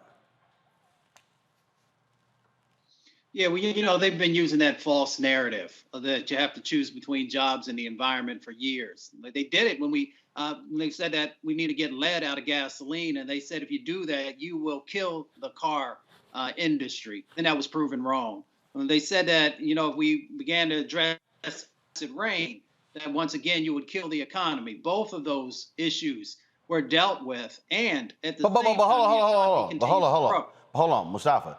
But has that been put into a 30-second or a 60-second ad? Because again, I'm showing juxtaposition. They said if we require seat belts and this, all the big three automakers will go out of business. Safety, acid rain, this, pollution, this. See, to me, it has to be, again, the attention span of Americans is short. And again, I think progressives love issuing white papers as opposed to knowing how to communicate in 30 and 60-second sound bites. That, to me, I think is just also what has to be a different way. How you communicate to the masses to get them to go, oh, dang, you're right. Yeah. Well, that's what I have to do. When I go into Appalachia, everybody see what I look like. I got locks. I'm a man of color. So I have to be able to have conversations with folks about all these new sets of economic opportunities. And then I have a conversation about climate. So, we're having these sets of millions of new jobs. But what does that actually mean for somebody who lives in West Virginia or Kentucky or Ohio or Western Pennsylvania? And when we begin to unpack that, because people can understand that they've been working with their hands and their minds for years down, whether in the closed down steel mills or they were coal miners or whatever the occupations may have been that are disappearing, that folks then their minds start to open up. But then you got to also make sure that those jobs are going to be sticking around, and you got to make sure that people are going to get paid at a level that, that helps them to be able to take care of their family and put a few dollars into savings and, those different types of things. And then people start to actually pay attention. And then you can also tie it to the public health things, because there's a couple of things that actually get people's attention. One is jobs. The other one is the public health. And then when you can tie those into what's going on around environmental and climate issues, you can have a conversation in lots of parts of the country. But, a lot of folks don't take it that way. They want to have conversations about parts per million and parts per billion, which mean absolutely nothing to Mrs. Ramirez or Mr. Johnson. So you know what? So you're in the communication space. So I'm just wondering again. A lot of people may not remember there was a great actor named Yul Brynner. He was a big-time smoker, and this was a commercial that was put out that, man, hit folks in their face when it came to tobacco. Watch this. The late Yul Brynner. I really wanted to make a commercial when I discovered that I was that sick and my time was so limited. I wanted to make that commercial that says simply, now that I'm gone, I tell you, don't smoke. Whatever you do, just don't smoke. If I could take back that smoking, we wouldn't be talking about any cancer. I remember that, and that hit a lot of folks in the face. And I think you gotta put a face on this climate change issue. That's one of the things that Reverend Barber and the Poor People's Campaign that they do effectively. They don't just talk about this issue in sort of this esoteric or this sort of detached way. They put the people front and center to convey the issue, Teresa. Absolutely. And you're absolutely right. When it comes to getting to the American people under 30 seconds, it has to be very clear and concise. Otherwise, it just doesn't work. And it's unfortunate because people are just dumping money into white papers. They're dumping money into social media to an extent, but it's more so they're making people almost like self-educate themselves when people are just like, well, just tell me what I need to know. I mean, if we look at companies back in the day, we had Cancer Society of America. We had Coca-Cola. And I believe the transition, even as we saw the Coke product industry even advance, and how the various messaging was even related. So if we look at different brand ambassadors from celebrities, from athletes, and how it relates to a Coke bottle, just for an example use, it's amazing, because people then said, you know what, if Kobe Bryant's drinking Coke, the late Kobe Bryant's drinking Coke, then I'm going to go grab a Coke. So again, we have to, as you said, Roland and Mustafa's put a face to the issue, and not and necessarily the product, but I think putting the face towards the issue and make sure there's a targeted approach. So money has to fund these type of opportunities. And so, looking for the federal government and the state government to do their part to make sure that the message is out. I think we've had a lot of confusion during COVID, and that's because money was absolutely split in terms of what message they wanted to get out there and what message they wanted to hold back. So we can't let this happen again in this area of issues for the American public. I'm gonna close it out this way. A lot of y'all were not alive when this commercial dropped. This commercial dropped in April of 1970. It may need to be updated. This dealt with the environment and a Native American. Watch this.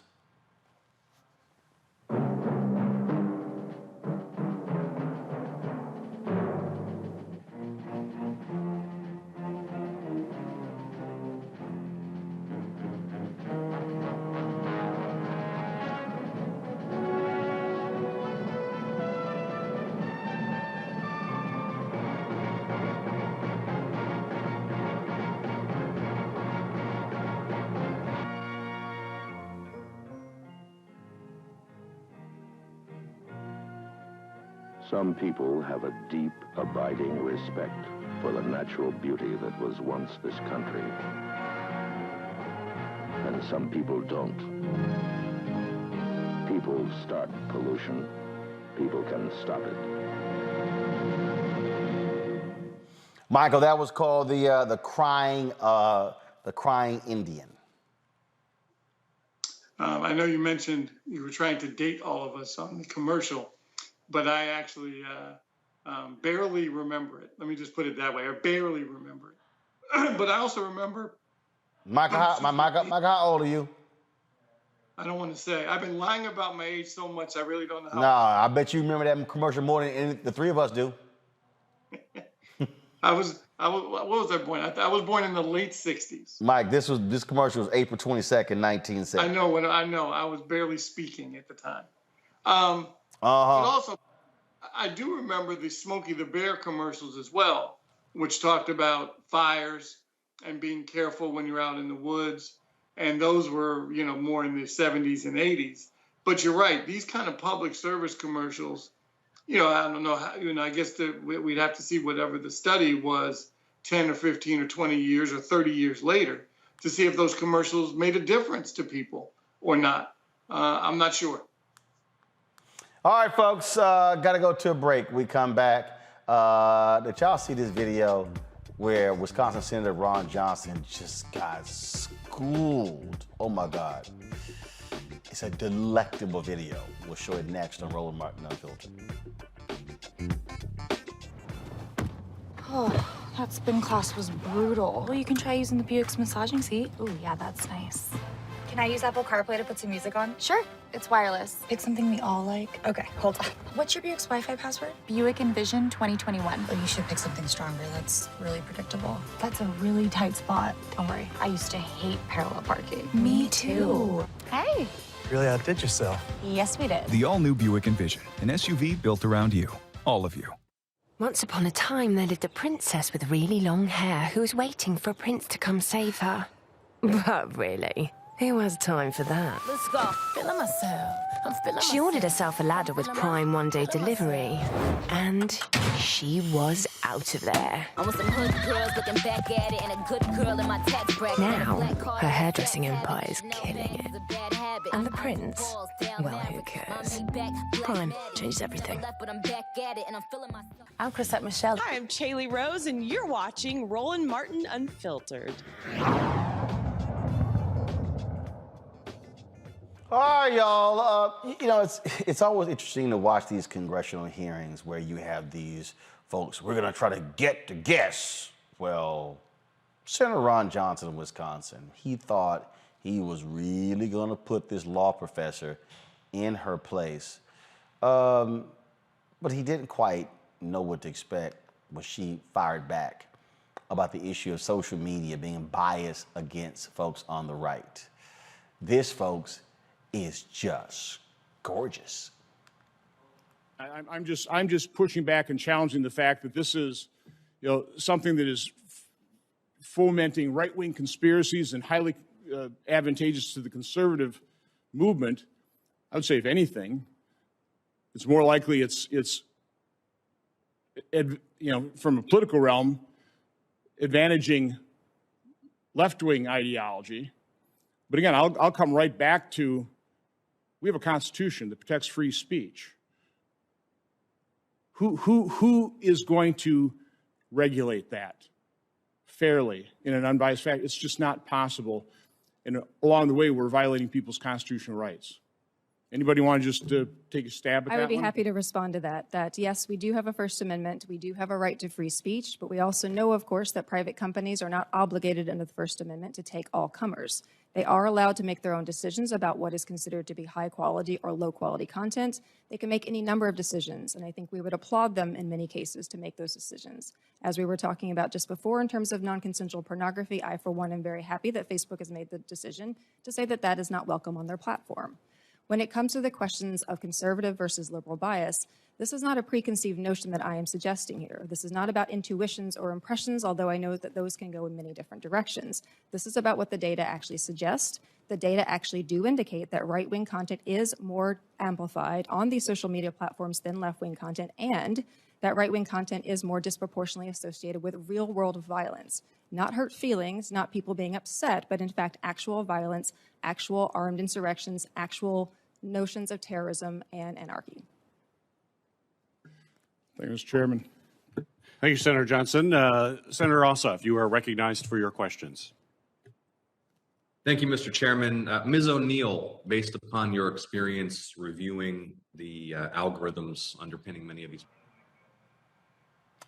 That's called Miami law professor Mary Ann Franks just spanked my ass. And Teresa, I gotta go because I just got embarrassed. He went to the back to talk to the technical guys like, hey, I need you to cancel this footage right away. But look, Dr. Franks did exactly what's supposed to happen during these hearings, is to educate, because a lot of times, staffers are not prepping their elected officials to the fullest extent of the questioning. They give them the questions, but don't really receive the answers.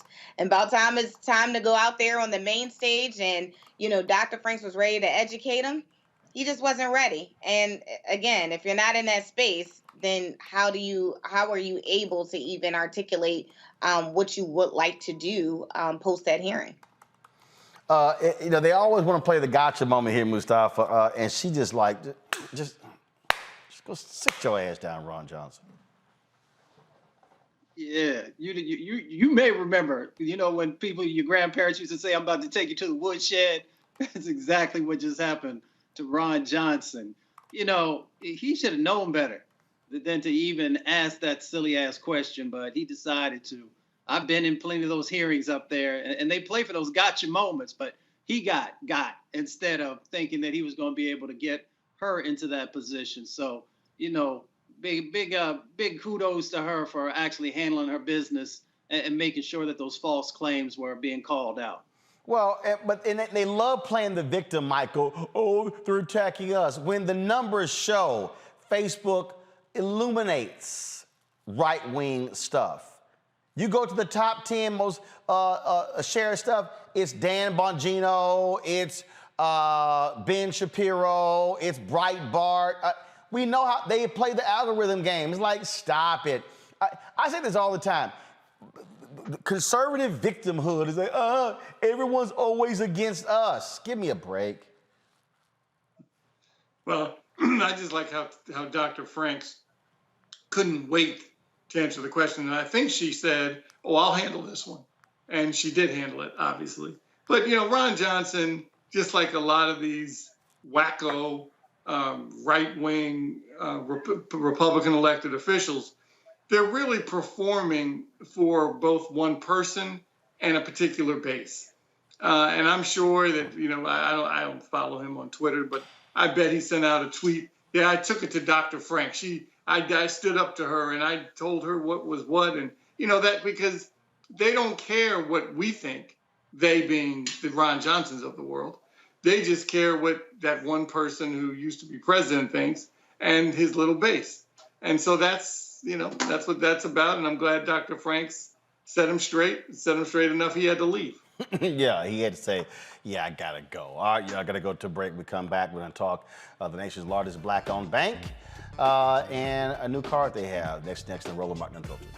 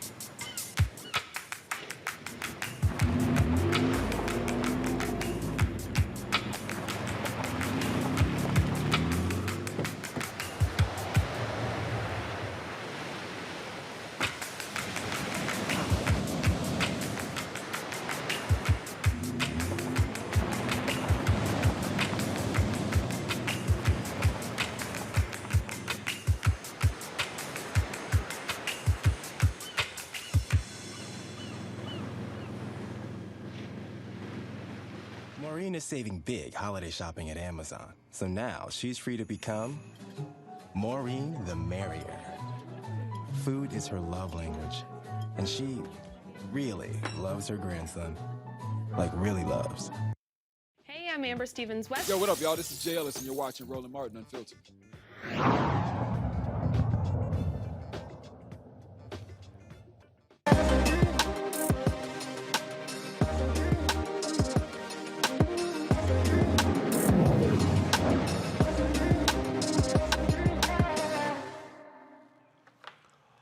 All right, folks, One United Bank is the nation's largest black-owned and FDIC-insured bank. The bank's connection to the original Black Wall Street and civil rights goes back generations through its chairman and CEO, Kevin Cohey, whose great-grandfather won 40-acre allotments for freedmen. Those allotments fueled black wealth in Tulsa, Oklahoma. He's here to explain how One United Bank is continuing its legacy with its new Greenwood debit card. He's coming to us from Chicago. So, Kevin, glad to have you here. So what is this Greenwood debit card? What's the basis of it? Well, the foundation is to build on the success we had in Tulsa, Oklahoma with the Greenwood community. As you know, that's the best example of what Black people can do when given a fair opportunity. It's the only place in the country where we got our 40 acres and a mule. And because we got that 40 acres and a mule, we had the wealth to build out Greenwood, which is an example of what Black people can do when given a fair opportunity. So what will this debit card actually do? It will magnify the success that Black people had in Greenwood by 1 million times. That's why we call it the new Black Wall Street. Well, the internet has given us the opportunity to organize as a people. Black America and its allies can come together to build political, social, and economic strength in our society.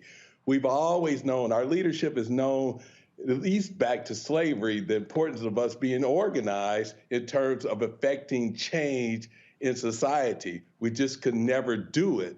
The internet gives us that opportunity. So it makes the best chance there's ever been in history for Black people to make that money, to actually get rich. This card brings us together. It's a framework for bringing Black people and their allies together so we can do everything from share information to become more financially literate. One of our goals is to make financial literacy a core value in Black America. It's also to encourage us to do business with each other, to make us aware of the opportunities for us to do business with each other and for us to work together with each other. So it's the new Black Wall Street is all about using technology to organize us as a people to create true power in our society. So, so with this debit card, I mean, who will be able to access it?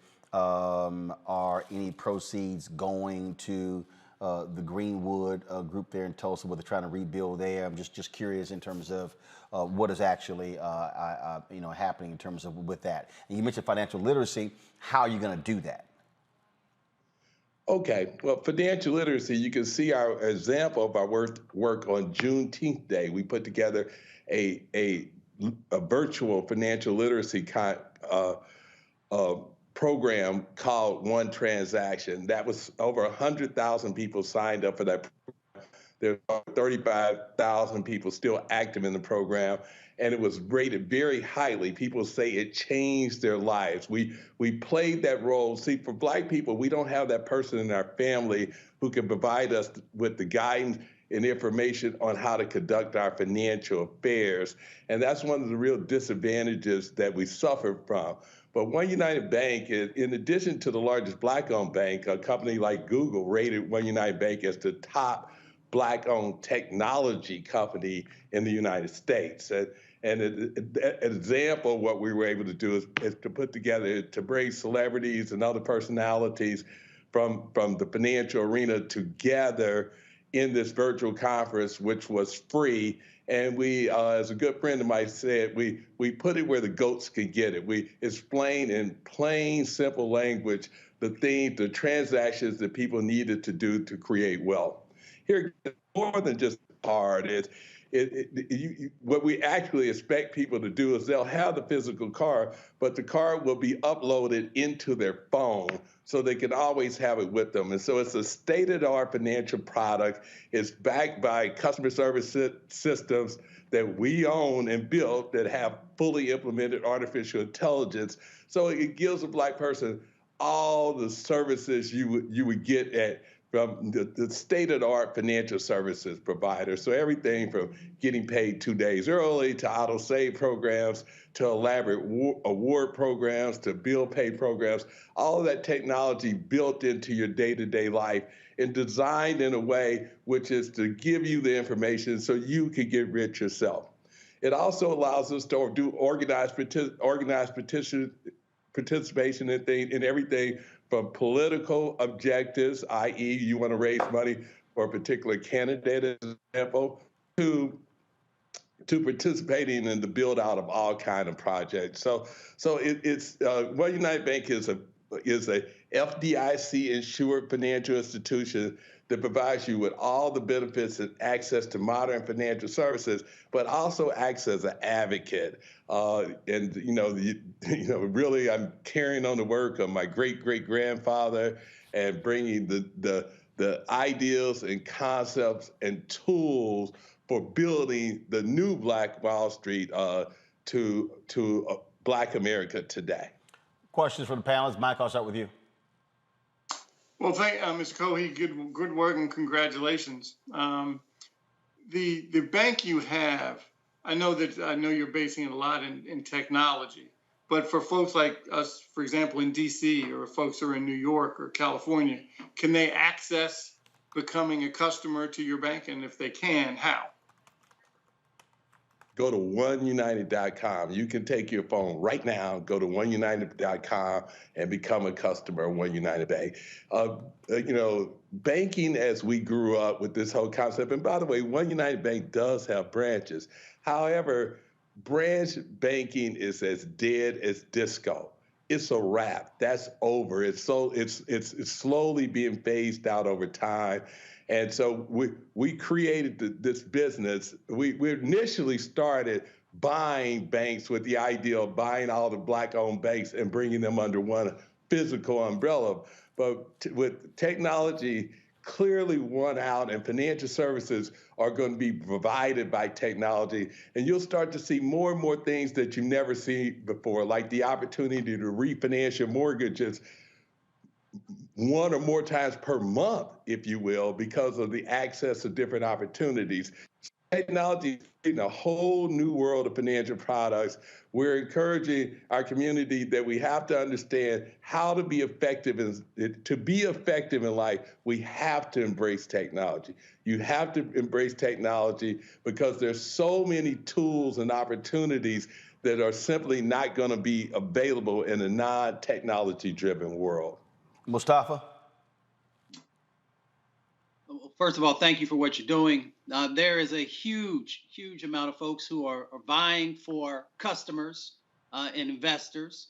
I'm curious, if 1 million Black folks decided to open accounts with your institution, would that then also increase the opportunity for more capital for those who want to start their own businesses or who want to be able to take out a loan? So how does that help? You know, if we invest in you, how does that help investing in our community? You start with when you put money in the bank, you aren't investing in the bank. That is your money, which grows over time. So so deposits in the bank are not an investment of capital into the institution.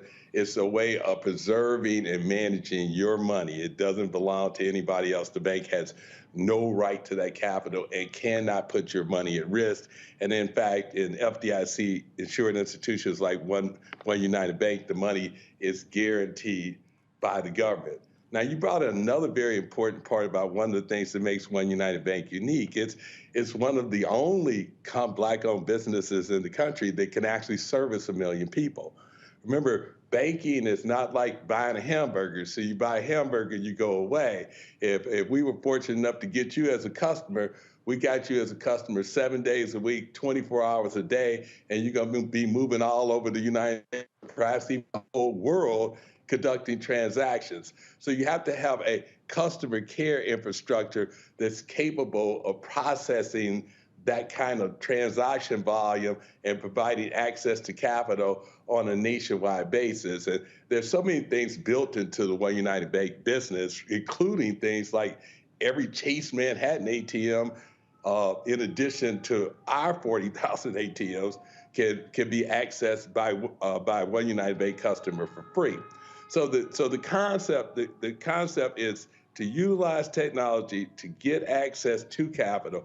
Banks are debt players versus equity players, and I'm sure we understand the difference. So a bank, one of the principal ways banks make money is by lending. So we lend out. We have lent out billions of dollars of capital, and largely and mostly to Black communities. I mean, one of the things we take great pride in is the number of Black millionaires that we created. We've been responsible for a lot of wealth creation in Black America over the years, and want to continue to do that. And so we take a different view on things. Like, for example, the PPP loans that you may remember that early in the pandemic the government was giving out. Well, the government themselves, they cite One United Bank because they always talk about, well, where did One United Bank's loans go? Well, our first loan went to a single mother of 7 who drives Ubers. And the reason we did that, like most banks went to the biggest customers where they had the least amount of risk and the most work, is because building Black America is more than just a commitment to us, a way of life. This is something that certainly, my family's been involved in for generations, going back to the earliest days of this country, and we're just continuing that legacy. Teresa? Kevin, one, thank you so much for opening up this online platform. I'm located here in Philadelphia, where we had the first United Bank of Philadelphia, branch location with 13 ATMs. I know, this vision of opening this online digital bank just didn't come out the blue. So tell me about your great-great-grandfather and his ties to Tulsa. Well, Charles Cohee Jr., they called him Chaz. His father was also a great man, as was his father's father.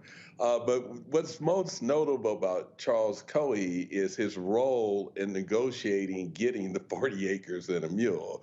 As I know, all Black Americans were promised 40 acres and a mule as compensation for the injustice that was done to us in slavery. Now, what Greenwood stands for more than anything else, in my view, is if they would have gave us the 40 acres and a mule, we wouldn't have any problems we had today. It's not we need anything for you or that you're smarter than us. You all just never gave us the resources. White America systematically deprived us of the opportunity for success. First, slavery ends. What do? You give us no money, no education. Instead, what do? Create laws and other obstacles to us being successful as a people. But Greenwood stands in stark contrast to that phenomenon. Greenwood had 2 newspapers, it had theaters, it had banks, it had every kind of profession. Dollars circulated in Greenwood 35 times. And it's through the circulation of dollars in the community of people working together to share their collective resources that creates a wealth in and of itself. And so the idea is to take that model off that success, as we say, fast forward 100 years. That happened 100 years ago. Fast forward 100 years. Let's build a new Wall Street. We got technology. We have the experience. We have the will. We have the resources. Black Americans are cultural leaders of the world. And if we can get a fair opportunity to effectively participate in society, for us to act in concert where the real benefit is. I mean, as you know, the whole social movement, just think about it, okay? The incident down in Georgia where the young Black man's running through a white neighborhood and gets killed by some vigilantes. That's nothing new. That has happened since we got here in the 1600s. But technology, through things like social media, brought justice, or is bringing justice to that situation. Same thing with the situation with George Floyd up in Minneapolis, Minnesota. Urban community, road police kills innocent Black men. They thought that wasn't even a crime. But today's world, today's technology is allowing for us to attain justice in those kind of situations. And this, in America, it's changing America. It's doing what intellectuals would call perfecting our democracy. The whole dream of all men and women being created equal with the opportunity for liberty and justice for all becoming a reality. That's where we are. And now we got to get our money game tight. We have to learn the skill sets necessary to understand business problems, to understand legal problems, to understand how they work together to create value and change and opportunity. All right, Kevin Cohee, One United Bank. We certainly appreciate it. Thank you so very much with your Greenwood debit card. Thank you. Thank you, man. You have to let me borrow that tracksuit there you got. Well, you know, Astros playing Game 6 tonight, so I got to represent the hometown team. Looking for them beating Atlanta Braves and forcing the Game 7. All right. All right, appreciate it. Thanks a lot. Very much. All right, take care. All right, folks, going to go to a quick break. We'll be back with this racist judge out of Alabama. Even white folks in Alabama said he too racist for us. Roland Martin Unfiltered on the Black Star Network. Oh, that spin class was brutal. Well, you can try using the Buick's massaging seat. Ooh, yeah, that's nice. Can I use Apple CarPlay to put some music on? Sure, it's wireless. Pick something we all like. Okay, hold on. What's your Buick's Wi-Fi password? Buick Envision 2021. Oh, you should pick something stronger. That's really predictable. That's a really tight spot. Don't worry, I used to hate parallel parking. Me too. Hey. Really outdid yourself. Yes, we did. The all-new Buick Envision, an SUV built around you, all of you. Betty is saving big holiday shopping at Amazon. So now, she's free to become Bear Hug Betty. Settle in, kids. You'll be there a while. Ooh, where you going? Hi, I'm El DeBarge. Hey, yo, Peace World. What's going on? It's the Love King of R&B, Raheem Devon, and you're watching Roland Martin, Unfiltered. No charcoal grills are allowed. I'm white. I got you, bro. Yeah, illegally selling water without a permit On my property. Whoa! Hey! You don't live here. I'm uncomfortable. Well, a white Alabama judge lost his job for his racist and sexist remarks online and to staffers. All right, y'all. Trump supporter Randy Jinks is out of a job after ridiculous comments like asking a black staffer, "Did you sell drugs?" when the staffer purchased a new car. Staffers accused him of using profane language and going on tirades. He read out a Black Lives Matter meme stating, "You sons of bitches are going to need something to burn down after Trump gets reelected for a second term, sons of bitches." He also said George Floyd, quote, "got what he deserved after being killed by ex-cop Derek Chauvin." Must be something, Mustafa, when white folks in Alabama say, "Damn, he too racist for us." Yeah, he took it way over the top. But we laugh about it, but then we got to deal with the reality that this is a judge. So his biases are playing out in his decision making, which impacts everyday people's lives, making a decision maybe if you're going to jail for 10 years, 20 years, or 30 years. So I'm glad that folks actually woke up and said, this person, he cannot play a role here in Alabama any longer. Teresa, look, this is a judge. Look, now the question is, are they going to review all cases? That would be the responsible thing to do, but who knows? I think, sometimes they just think it's enough that somebody just got fired without looking at the biasness that they did in their past that ultimately trumped up what was going on in the future. So, I hope they do their due diligence, but again, we don't know at this point.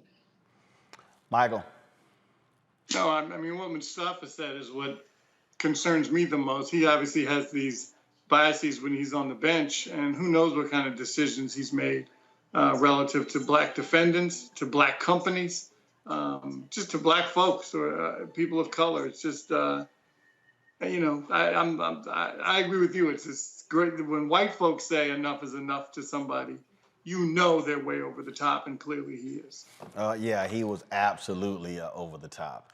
All right, folks, so since Coca-Cola acquired Body Armor's sports drink brand, Kobe Bryant's estate will bank a whopping $400 million. Coke paid $5.6 billion for the remaining 85% of the sports beverage company. In 2018, Coke originally bought a 15% stake in the Body Armor. And in 2014, Kobe bought 10% ownership of Body Armor for $6 million. And according to CBS News, the $5.6 billion purchase will net Bryant's estate at least $400 million. Atlanta-based Coca-Cola will manage the Body Armor brand as a separate business and continue to be based in New York. That is a huge deal, and that's where we talk about how you create generational wealth, Mustafa. Kobe Bryant no longer with us, but certainly his family, his children, his wife, and his widow, and his children, and clearly their children will benefit from the kind of deals that he made when he was alive. Strategic decision making. That's why we have to continue to encourage our folks to understand the opportunities that exist around investing. And of course, many of us may not have the same level of wealth that our brother Kobe did. Right. But we can also begin to position ourselves. Teresa, that's what we're seeing. A lot more athletes today are not taking the sponsorship marketing dollars. They're going for the equity in deals in things that their people are coming to them to pitch to. It used to be, here's a check to endorse. They're like, give me some equity.